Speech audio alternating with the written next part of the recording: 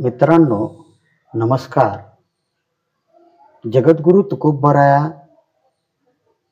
एक फार सुंदर अभंग सांगतात. कासया गुणदोष पाहू अनेकांचे, मज काय त्यांचे उणे आहे.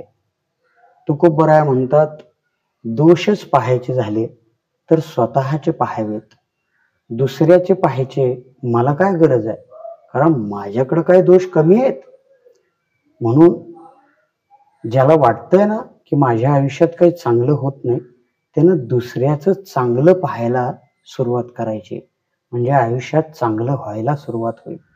आणि चांगलं होण्याचा आणखीन एक मूलमंत्र आहे, आणि तो मंत्र असा आहे की स्वतःचे दोष पाहायचे आणि स्वतःचे दोष कमी करत न्यायचे.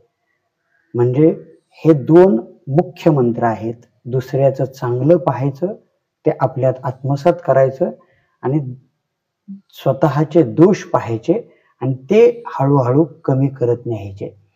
आणि असं जर केलं ना, तर खऱ्या अर्थानं तुमचं व्यक्तिमत्व विकसित होत जाईल, उन्नत होत जाईल, प्रगत होत जाईल, आणि एक वेगळी उंची तुम्हाला प्राप्त होईल.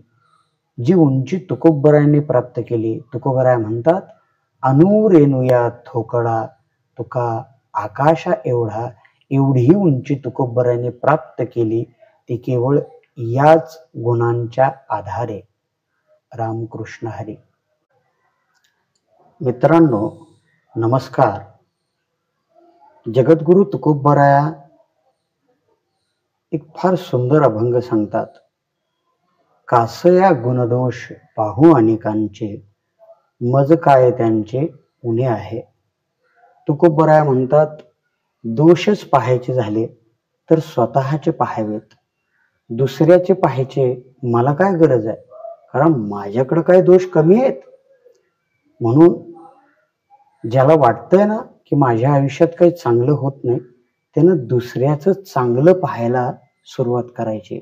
म्हणजे आयुष्यात चांगलं व्हायला सुरुवात होईल. आणि चांगलं होण्याचा आणखीन एक मूलमंत्र आहे, आणि तो मंत्र असा आहे की स्वतःचे दोष पाहायचे आणि स्वतःचे दोष कमी करत न्यायचे.